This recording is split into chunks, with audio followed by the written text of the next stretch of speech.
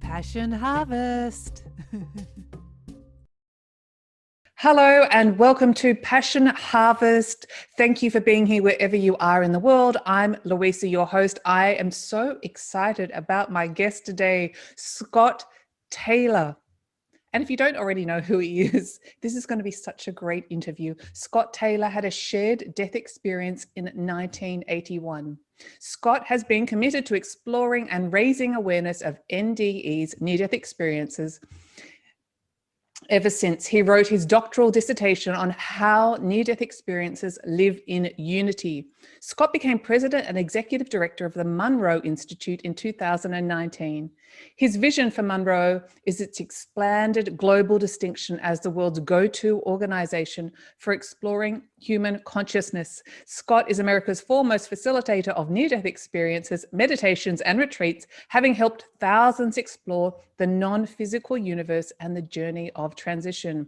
Scott is the voice and author of 6 best-selling Into the Light audio albums that explore the intersection of Hemi-Sync technology and NDEs. Scott earned a BA from Coe College in Cedar Rapids, Iowa, and an MBA from Kellogg Graduate School of Business at Northwestern University in Chicago. He later earned a Minister of Spiritual Counseling degree from the New Seminary in New York and a doctorate in educational leadership from the University of St. Thomas in St. Paul, where he studied individuals who had near-death experiences. This is his story and this is his passion. Scott, welcome to Passion Harvest. I am so glad that you invited me. Thank you, Lisa, for being. I'm so glad you said yes. All right.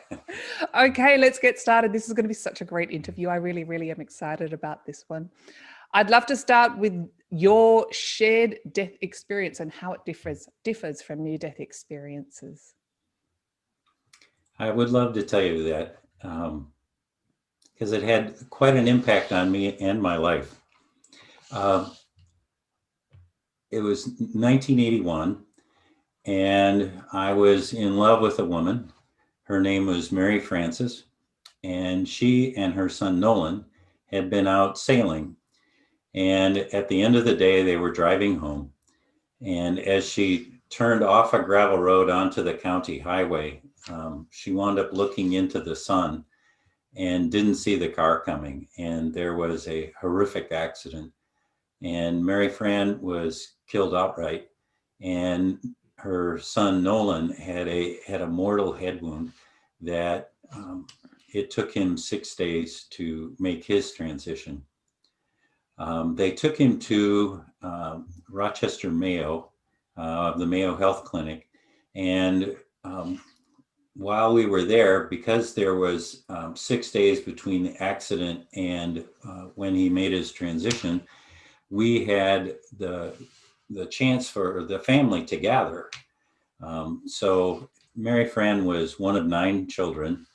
And as number 3, she gave birth to Nolan, and he was the eldest grandchild. So, both of them held very special places in the hearts of their family. And so when the accident happened, we had all kinds of people converge on Rochester, Minnesota to have that chance to hold vigil with young Nolan and to support each other. And so there were uncles and aunts and cousins and grandparents and her family, my family. It was by the time the 6th day rolled around, there was quite a crowd there. And early on the morning of that 6th day, we had been working in pairs to stay with Nolan the whole time, because we know that a person in a coma, Nolan never did come out of the coma, but we know that hearing is the last thing to go. So we wanted to be there and to tell him stories about what was going on. And there were plenty of stories, as when you have 50 people there, all converged on this one little waiting room. And there was actually some really, really fun things that had happened in the middle of in the middle of our grief around the accident. Anyway, Mary Fran's oldest sister and I had the shift between 3 in the morning and 5 in the morning. And we went in and we did fun stuff. We read him stories. We told him about what was going on with the relatives and how they were all sleeping higgledy-piggledy in this little small waiting room. And just in general tried to buck up his spirits. Well, it got close to be 5 in the morning, and Mary Fran's eldest sister was an emergency room nurse. And when it got to be close, she walked to the end of the bed and took out the chart that he had. Now, there were paper charts back then, and was flipping through them and reading them and comparing the notes that were on the chart versus all of the monitors that were in the room. And it's when she gave me this really serious look, and she kind of shook her head and said, we need to say goodbye. And so we pulled up a couple of chairs and we sat down next to Nolan and told him that he had been a very brave young boy and that he was trying as hard as he could to be able to stay with us. And we knew that. But if his mother, now remember, she passed away 6 days before.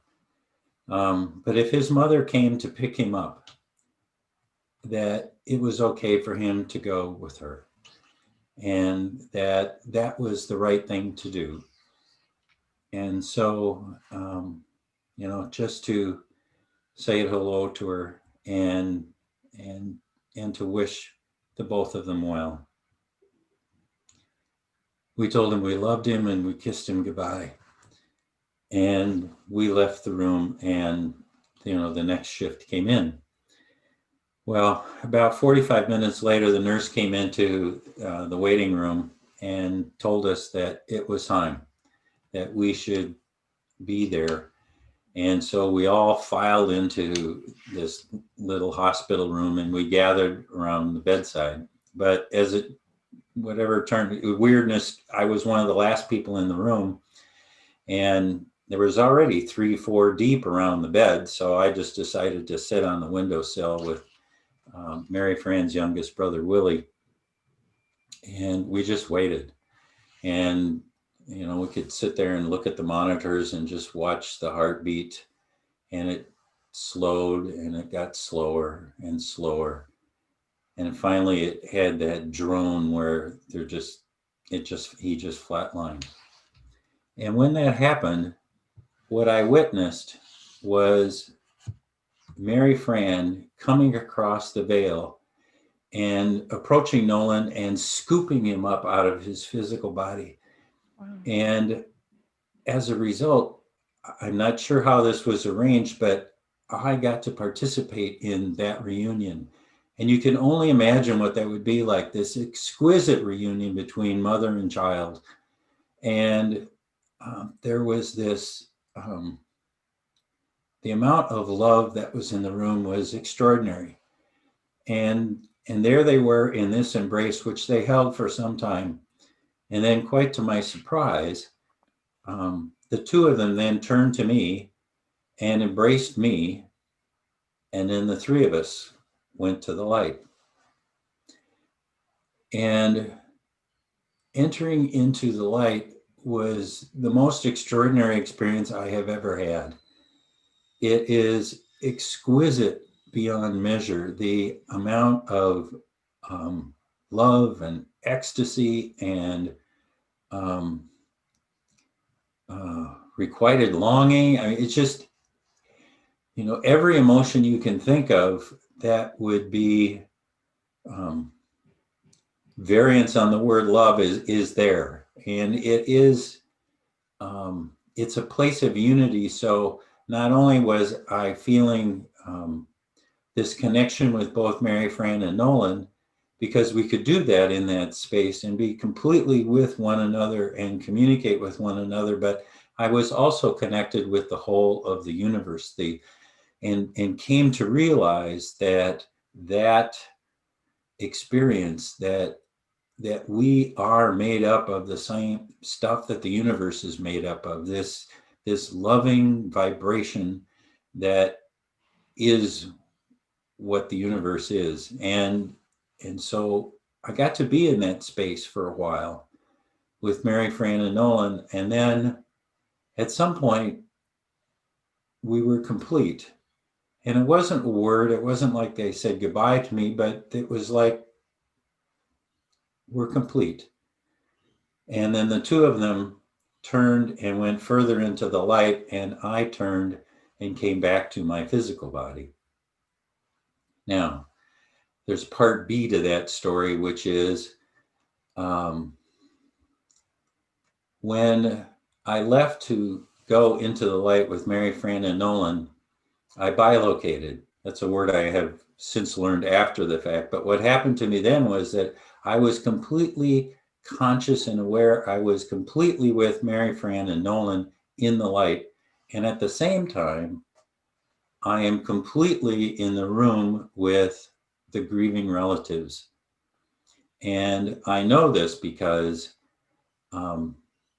the inside of me was just filled with this joy, and it was like the bliss that was inside me was bursting to get out. And it felt like this radiation from me, and I had on my face this expression of wonder and amazement and love. And it was so inappropriate for the moment that I wound up, covering my face with my hands because, just moments before, everybody else in the room had lost their nephew, they lost their cousin, they lost their friend, they lost their grandson. And I'm in this state of wonder and bliss, and they're, holding on to each other and weeping onto each other's shoulders. So I had to be cognizant of where they were at and where I was at, and I covered my face, and I stayed that way until the three of us were complete, and I came back to my physical body, and both of my consciousnesses came and were one again. I was split, two separate, totally functioning consciousnesses, and then they came back together in my body. And that is an experience that that I didn't know what to do with. And so I wound up not talking to anybody about it for 15 years. It was just so outside my experience. And I mean, I grew up in a small town in southern Minnesota. I'm Presbyterian by, culture, I guess. Mm-hmm.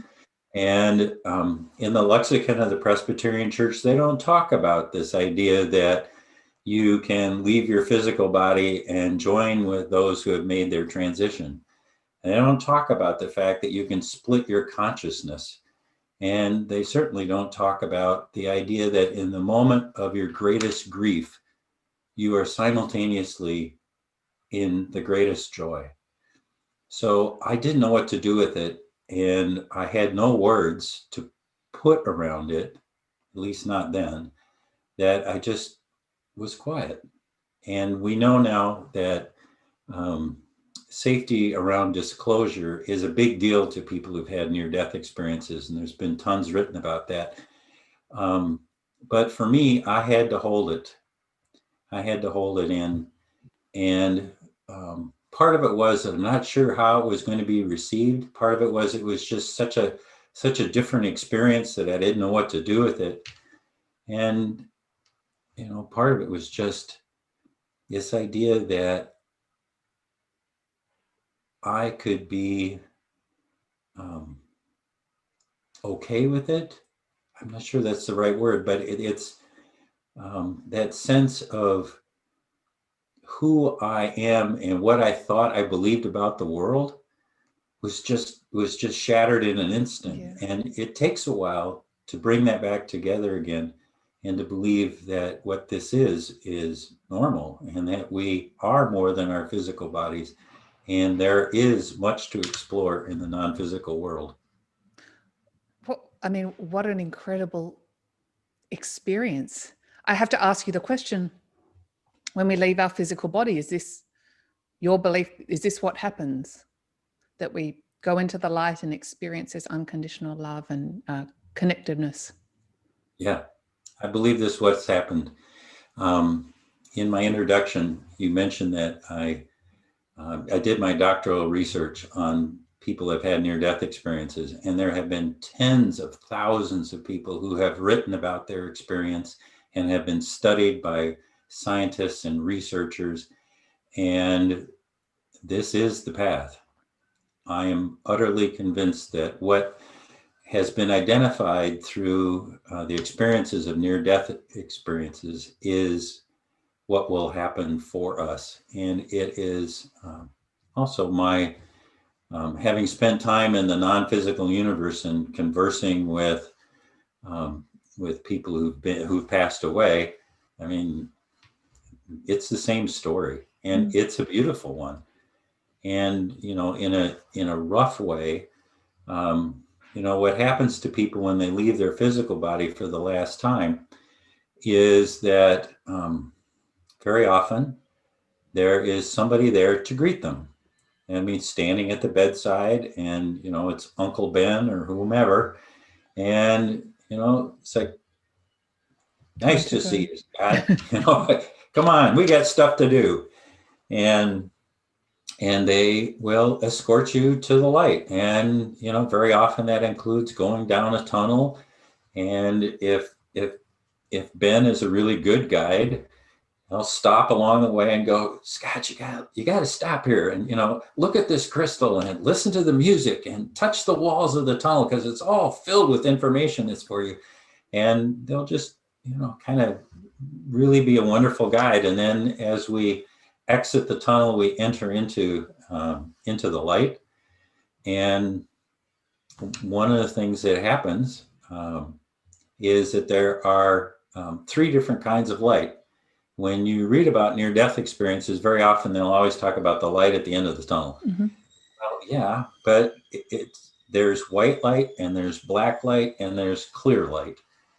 And white light is what you see all the time in the movies because it's really easy to do. It's what Harry Potter encountered when he was in the last film, when he went up to see Dumbledore. He was in the white light. So it's an extraordinary place with this brilliant sun that is just so bright that you would think that you couldn't stand it, but you have non-physical eyes now, so they can absorb this light, and it's quite extraordinary. And all of these lights involve it's not like they're outside in, but you enter into them and you merge with them.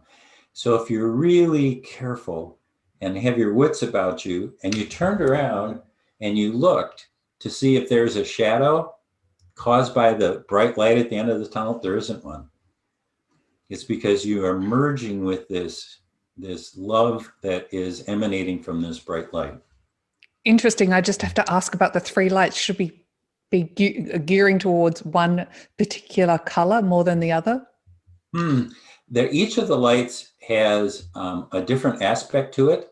And so the whole near-death experience seems to be organized around the idea that it's appropriate for you. So it's designed especially for you. And so maybe it's appropriate for me to have a white light experience or a black light experience, which is exquisite. Black light, the people that I've talked to that have had black light experience, to the person, they do the same thing when they're talking about it. They cross their arms in front of them, and they just start to rock, and they rock back and forth, and they talk about how unconditional the love is, and how this is the source of all being.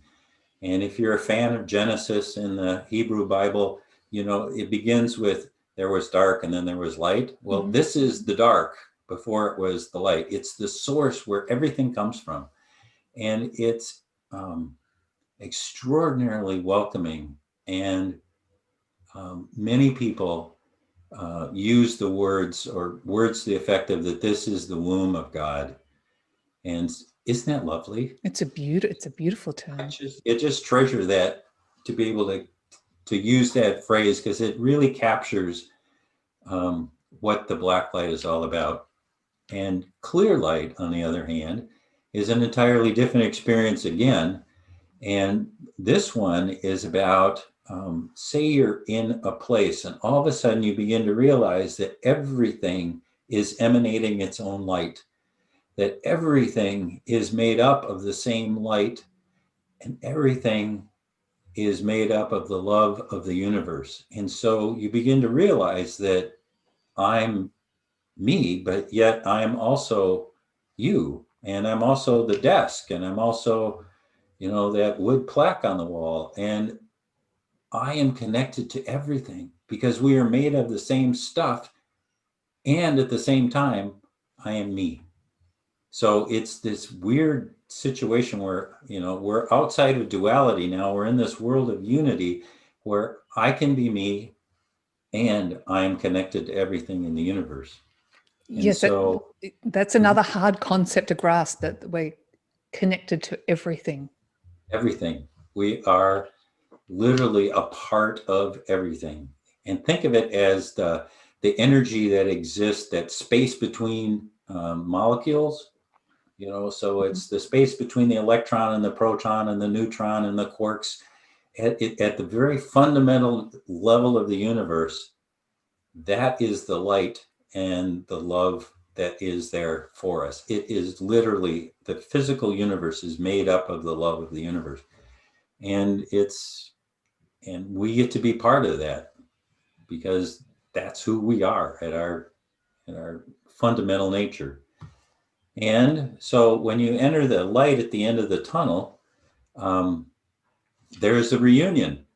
All your dead relatives are there, and the pets that you love, and the friends that you have adored over the course of your life, and you get to have this wonderful reunion with friends and relatives, and they catch up on you, and you catch up on them, and it's a hoot. It's just great fun. And then at some point, a being of light appears and says it's time to move on.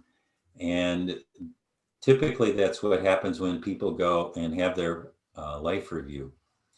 And the life review is an extraordinarily healing event for a couple of reasons.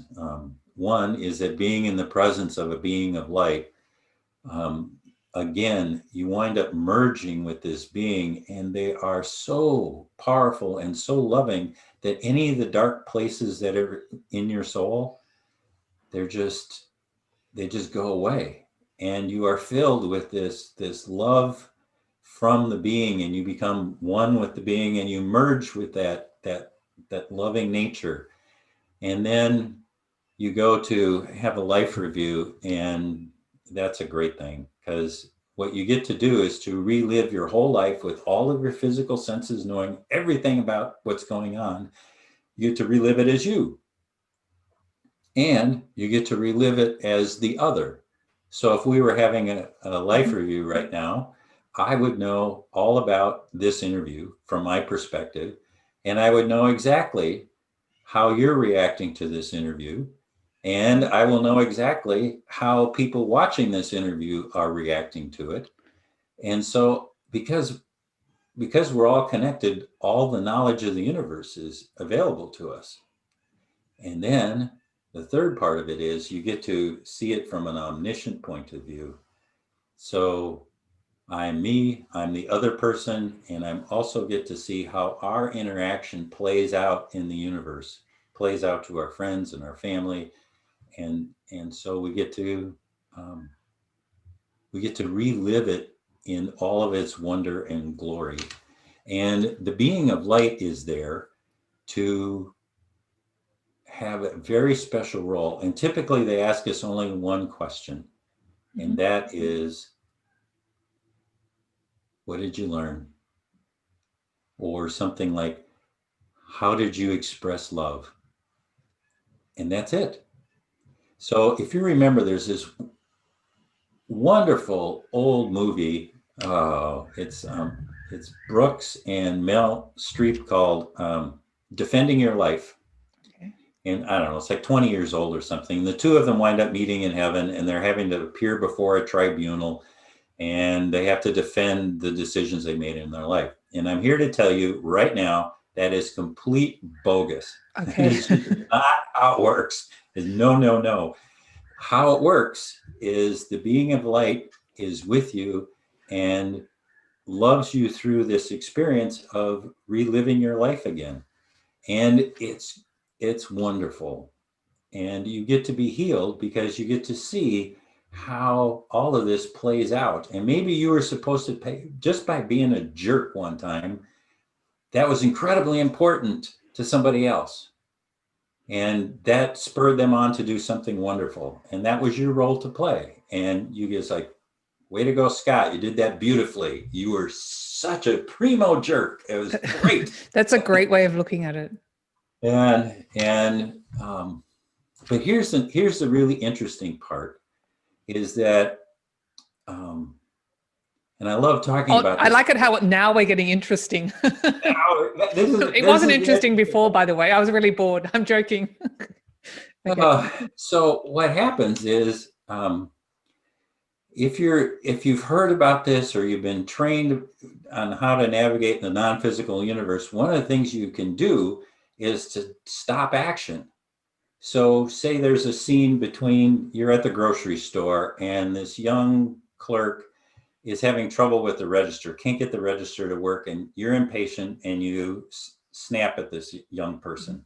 Like, can't you get that right? And you're just, you're being awful.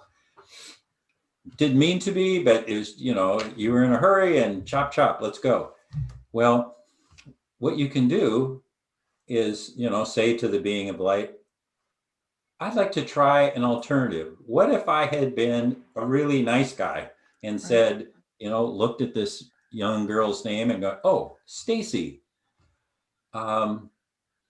Everybody has troubles with electronics now and again. What's going on? Well, it's my first day at work, and the manager said the computer would tell me exactly what to do, but it's not telling me anything. It's just the screen is just, and you begin to realize that it's not Stacy's fault. The manager didn't train her, and it's like, you know what, Stacy, let's go get the manager and we'll sort this out really quickly. You don't have to suffer because everybody's had their first day on their job and they didn't know what they were doing. So come on, let's go. And all of a sudden now it's a totally different scene and it ends up in a totally different way. And as it spread out into our families and into the community, it had a different vibration. But here's the cool part. That scene becomes part of our life. That new scene becomes part of us. We get to have both of them in our history. So we get to be the part where, I'm an impatient person and I get to be the person who is compassionate. It's now in the history of Scott. And because we are all connected, that alternative view of the universe, all of us get to share. Because we all learned from that experience when Scott got wiser and he got to say, oh, wow, I was being a twit. So let's do it a different way.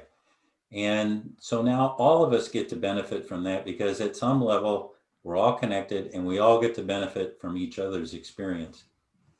And then, so the life review is over and we get to enter into that area that's life between lives. And then there's the decision whether or not you want to come back to the physical, you want to stay in the non-physical. Sometimes you get to make that decision, sometimes you don't. And you're plunked back in your physical body. So that is the general trajectory of a near-death experience and some of the cool stuff that happens along the way. That's great. Thank you so much for sharing that. Can I ask you a few questions? Of course, I'm on a roll here. I might be going off track here. We've got so much to talk about, but what a beautiful gift you were given with your shared death experience. Why you and not the other 50 family members? Um, you must be hooked in, because about 10 years later, I interviewed another family member who had had a near-death experience. And it turns out that she had had exactly the same experience as me. Wow. That when I was interviewing her about her near-death experience, at the end of it, I asked her, I said, you were in the room when Nolan made his transition. Something really unusual happened to me. I wonder if anything unusual happened to you. And her eyes got like just like big saucers. And, seeing that was a yes, I just said, hey, tell you what, you tell me your experience and then I'll tell you mine. And what she told me was, when Nolan flatlined, she witnessed Mary Fran coming across the veil, scooping Nolan up out of his physical body. They embraced, and she got to be part of that embrace. And at some point, they turned to her, and the three of them went to the light. She used the exact same words that I used to describe my experience. So this is one of the rare cases that I know about of a shared near-death experience that was corroborated Wow. by another individual who wasn't part of the process. And so that's a great question. Very few people have Oh, ever asked me that. oh. So Well, you thank you. it's part of the story. I really want to ask you about bilocating, but I just have to ask, when we go up to the light and we meet our relatives and family members, are they just hanging out there? What are they doing there? I know I'm talking from a physical perspective, but what are they doing? Hanging out? Oh my word. They are so busy. I can't tell you. Okay. This is in the vibration in the literature is often called the park. And in the park is the area of life between lives.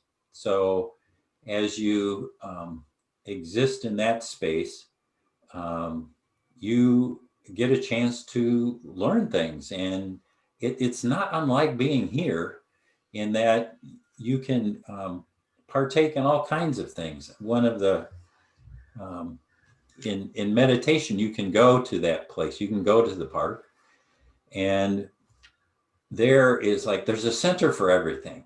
So if you're interested in dance, or you're interested in raising flowers, or you're interested in being an attorney or a physicist, or you want to be a baker, I mean, there's all these centers of learning that are there. And, so one day you decide that you want to learn how to paint, and be as good as Picasso or whatever, just go to the school and meet with other people who are doing the thing, and you can do that.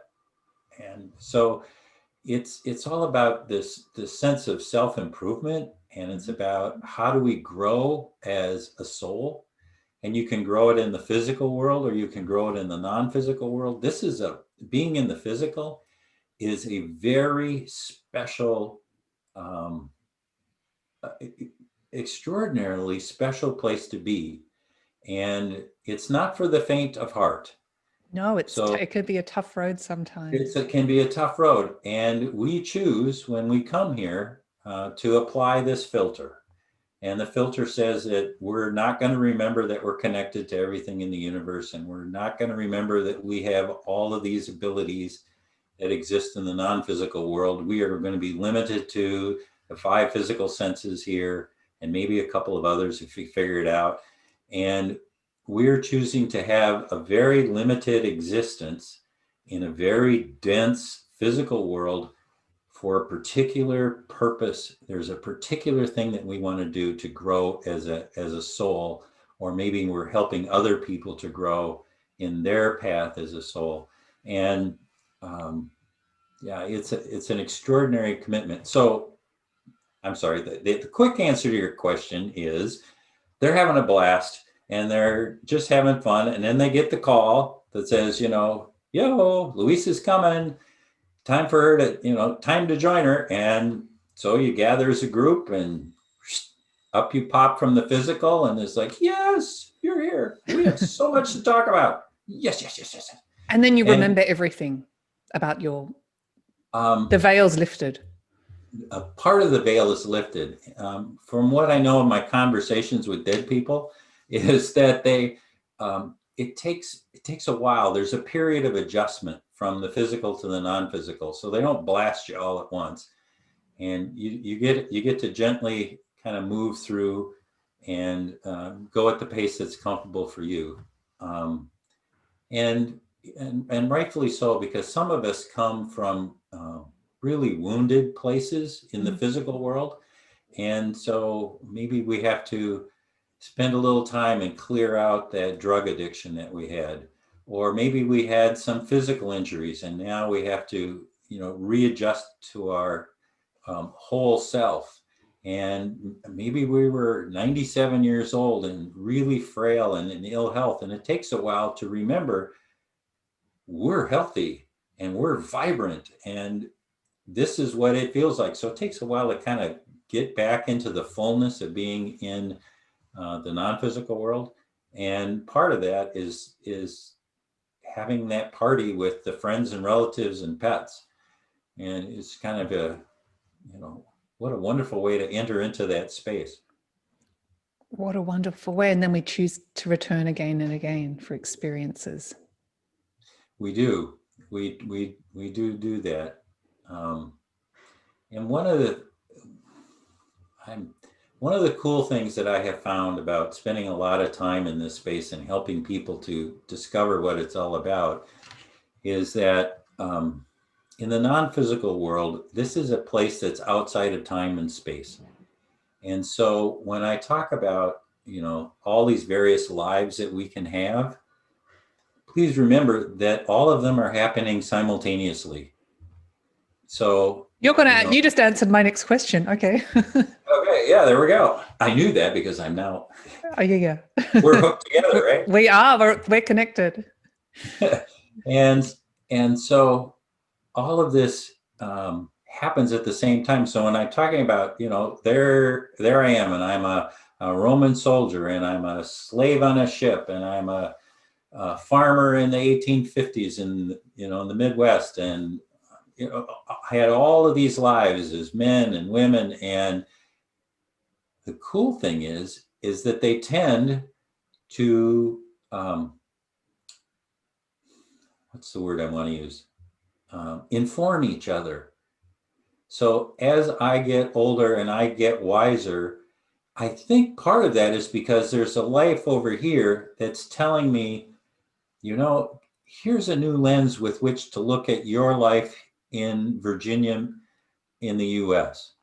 And there's a lens that I can provide another life back when I was a Neanderthal person, running around. Oh dear. I thought I had that turned off. That's sorry. Okay. It happens all the time. Happens to me too. So it's all happening. It all happens all at the same time. It's all happening now. And one of the things we can do in meditation is to visit those lives and to inform each other of those lives. One of the most meaningful stories that has happened to me is Nolan. He was 7 when he made his transition, and we have stayed in communication ever since he's made his transition. And we have a place that we meet. It's a park bench. Think of like those that are in Central Park in New York.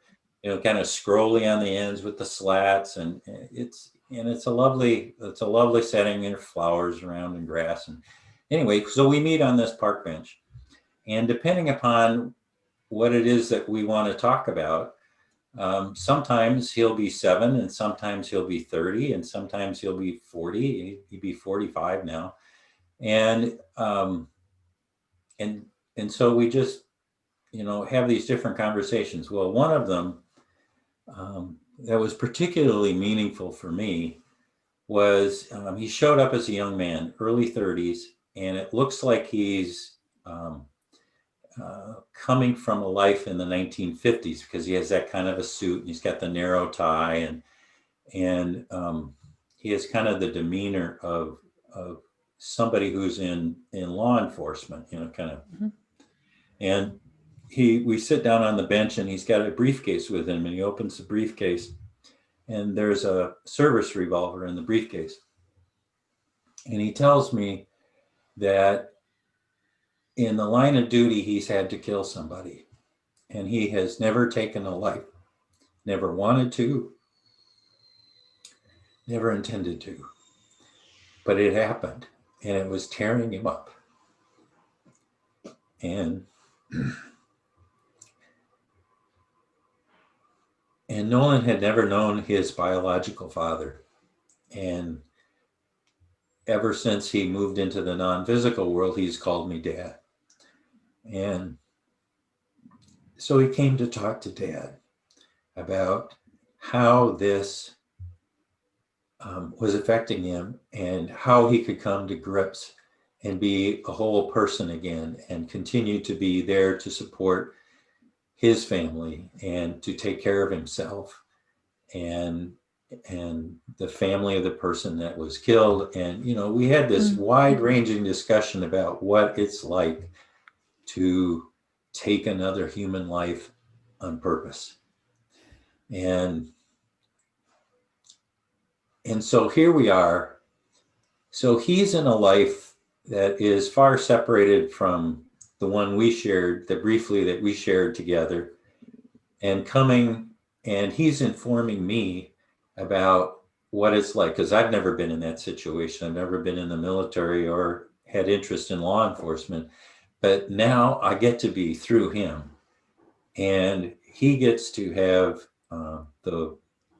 I hope, some wisdom from me on what another perspective might be on that, to give him a couple more lenses with which to look at that experience. So when this whole time thing is really important, and it allows for us to it allows for us to have significant growth opportunities, and you know, and it's our job to, you know, take advantage of them when they show up. Interesting, and I'll have to move on, but I've just got two questions about the whole time. And you talked about the life review, and we can pause and choose again. This will probably be two questions. So the life review, you spoke about choosing again if you were mean to or unkind to the shop assistant. Right. I'm of the belief more and more now that there's infinite probabilities of avenues that we can, or multiple parallel timelines. And if we can do this in the life review, can't we do it in our life? Can't we choose again? Can't we choose a different vibration or a different timeline to operate on? That is a really interesting question. And we have some people at the Monroe Institute who seriously look at that. We have a whole course it's called Timeline.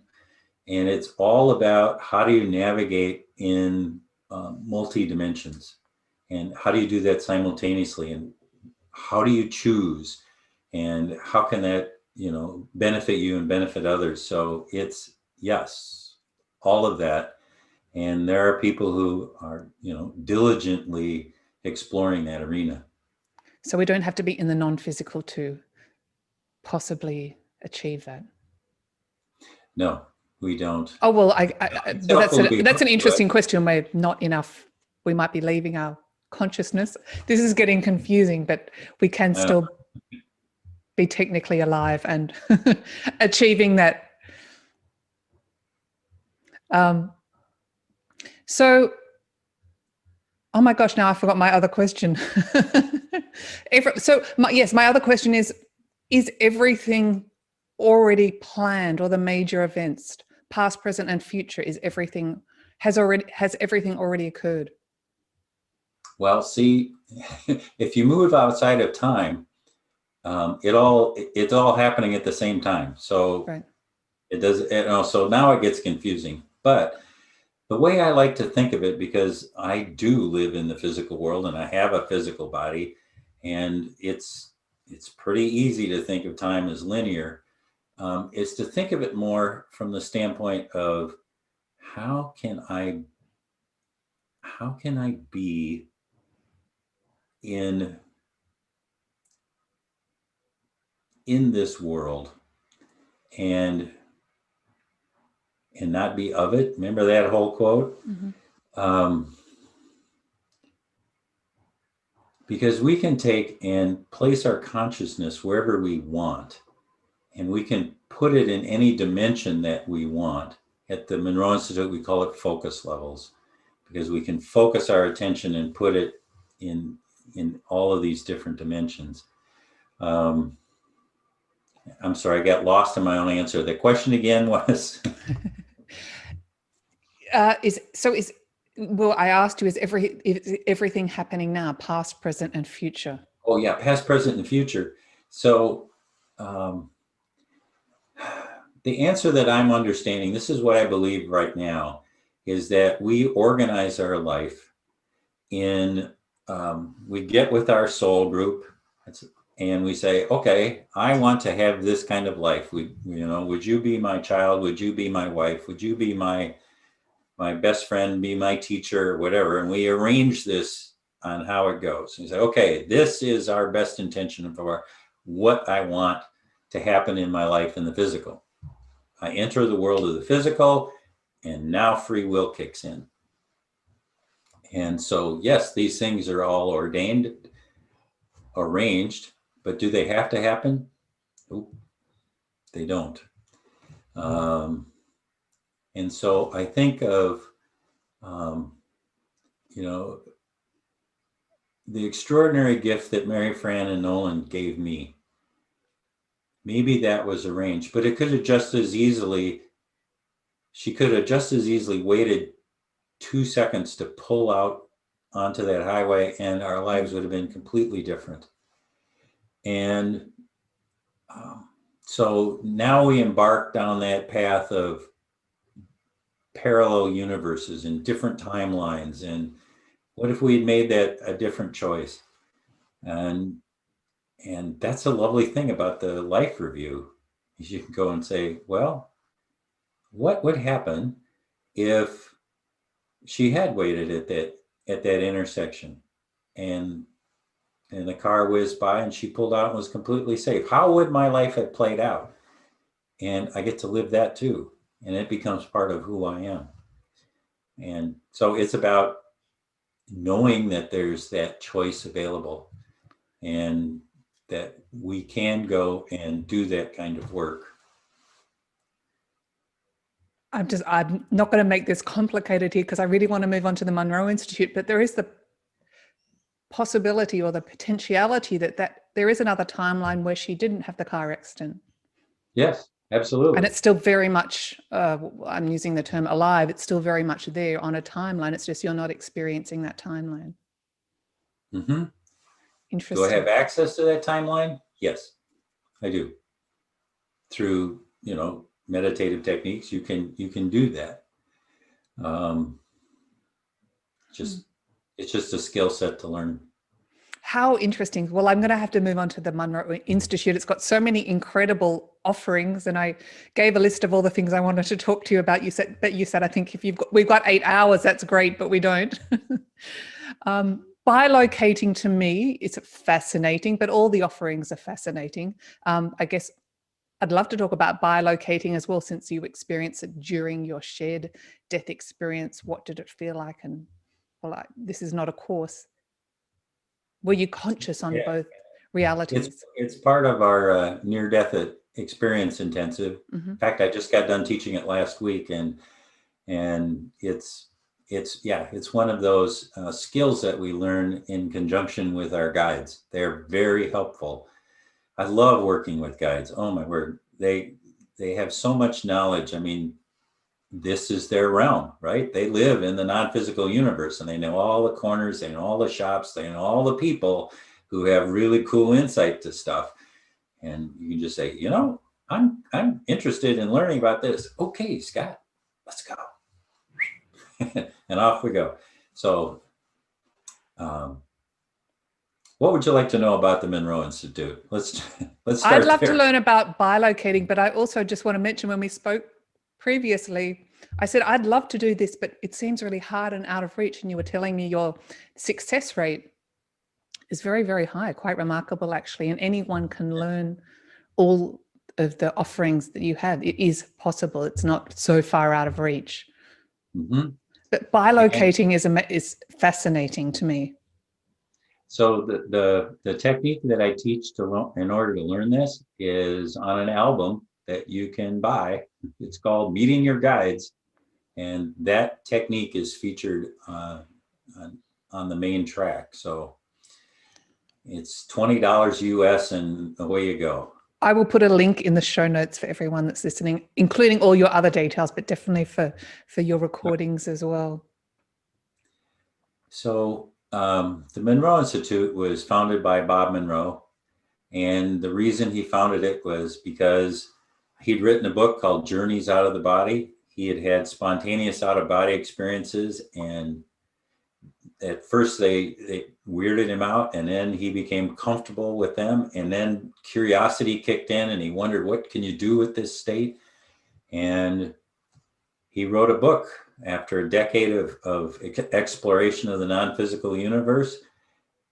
This book came out called Journeys Out of the Body, and tens of thousands of people wanted to learn what he knew. And so he created an institute that started off teaching about how do you enter into the non-physical universe? What are the tools and techniques that you have to learn to navigate in that space? What can you do there?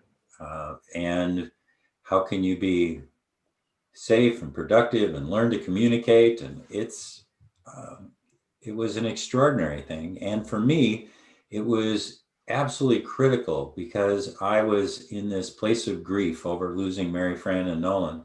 And I desperately wanted to touch that space again because it was so extraordinary. And I knew, I had had the experience of communicating with Mary Fran and Nolan in that space. Mm-hmm. So if I did it once, I got to be able to do it again. So I searched all over the world, and it was at the Monroe Institute that they showed me a technique that I could learn to do that. And not only that, it becomes part of you. So you don't need any extraneous audio technology. You learn it from there, but then once you learn it, then you chuck it. And it's a wonderful place that has terrific guides, meaning our trainers. And we do it both in person and online. Well, thank goodness we do it online because right now, our campus has been closed since March. And so we offer this in a virtual environment, and it's just as effective in the virtual environment as in the physical. And it's a hoot because last week when I taught the near-death experience intensive, we had 10 time zones represented. So isn't that amazing? All these people from all over the world, and they're connecting with each other. They're having shared experiences in the non-physical together. So we demonstrate to ourselves over and over again that time and space does not exist. So I can just as easily go and have an experience with somebody in England as in Italy, as in Australia, as in India. It's just remarkable.